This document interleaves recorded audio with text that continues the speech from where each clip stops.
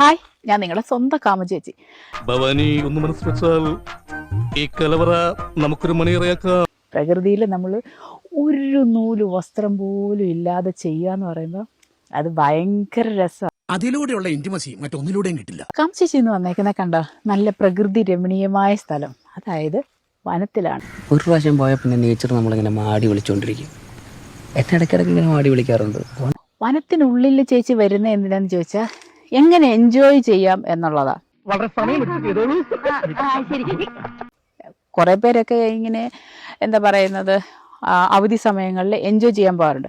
എന്നാൽ ഔട്ട്ഡോർ നിങ്ങൾ എൻജോയ് ചെയ്തിട്ടില്ലെങ്കിൽ ഒന്ന് എൻജോയ് ചെയ്യും. ഈ റൂമും AC-യും ഫോർവാൾസ് ഒക്കെ വിട്ടിട്ട് ഇനി ഫ്യൂച്ചർ എന്താണെന്ന് അറിയാമോ? Organic orgasmic. ചേച്ചി ഇന്ന് എന്തായാലും ഫുള്ള് ഔട്ട്ഡോർ ആണ് പരിപാടി. ഈ പരിപാടിയിൽ കുട്ടിയെ കെട്ടിപ്പിടിക്കാൻ ഏത് റൗണ്ട് വരെ എത്തണം? ഔട്ട്ഡോർ ആണ് പരിപാടി. കണ്ടോ, ആന വരാതിരിക്കാനൊക്കെ ഉള്ള കമ്പിവേലിയ. എന്നാലും ആന വന്നാലും ചേച്ചി ഇന്ന് ചെയ്തിട്ടേ പോകും. നിങ്ങളുടെ വൈബ് എനിക്കിഷ്ടായി, എന്നാ നമുക്ക് പൊളിക്കാം. അതെന്നോട് പലരും ഒരു ചലഞ്ച് പറഞ്ഞു, ചേച്ചി ഔട്ട്ഡോർ ചലഞ്ച്. അതാണ് ചേച്ചി ഇന്ന് ചെയ്യാൻ പോകുന്നത്. നമ്മുടെ നാട്ടിലെ പെണ്ണുങ്ങൾ ഈ പണിക്ക് പോവോ? ഇതൊരു അസാമാന്യ പ്രതിഭയാണ് ഈ വന്നിരിക്കുന്നത്.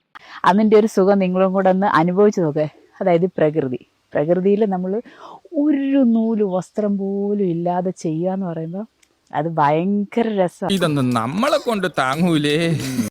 അത് ഭയങ്കര രസമാണ്. എന്നാൽ പ്രകൃതിയും കൂടെ സമ്മതിക്കണം കേട്ടോ. ചെറിയൊരു പേടി, നേച്ചറല്ലേ.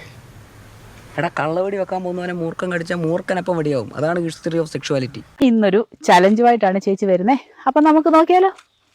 എൻ്റെ വീഡിയോ ആരും കണ്ടിട്ടില്ലെങ്കിൽ ബയോയിലുണ്ട് ലിങ്ക്, കയറിക്കോ.